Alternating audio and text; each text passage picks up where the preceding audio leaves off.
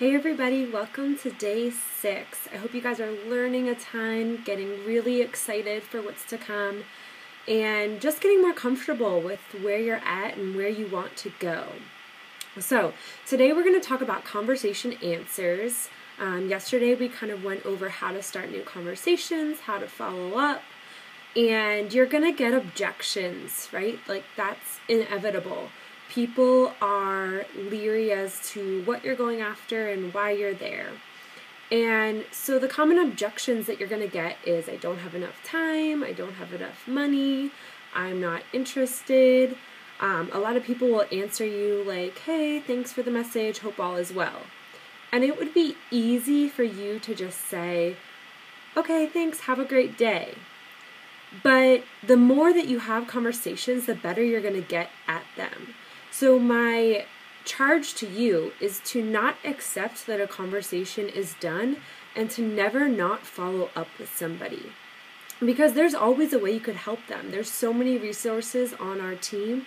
Even if they're not ready for a challenge pack right now, you can find a way to be their source of support. You can find a way to share a recipe with them, to add them to a free group.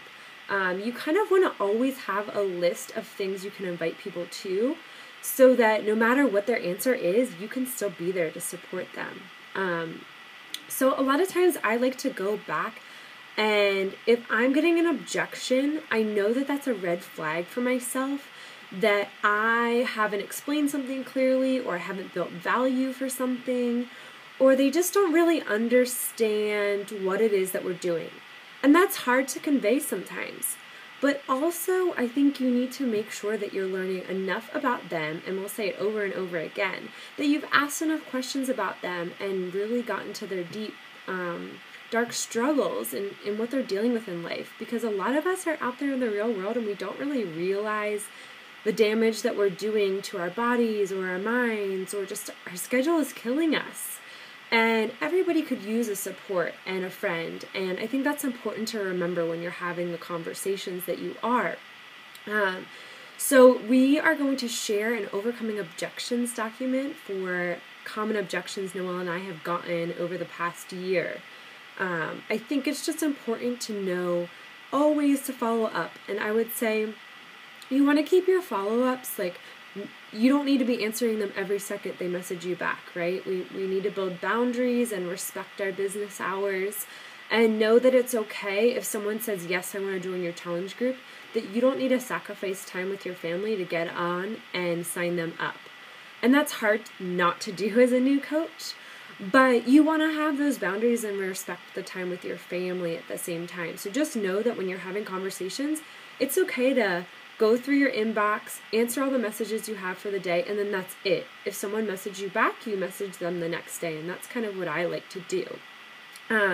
Objections-wise, I think for me, like, if you're getting a lot of the same objections, you need to go back and self-evaluate your conversations and share them with your success partner or your coach or in your team page, and just say, hey, like, what can I do better here?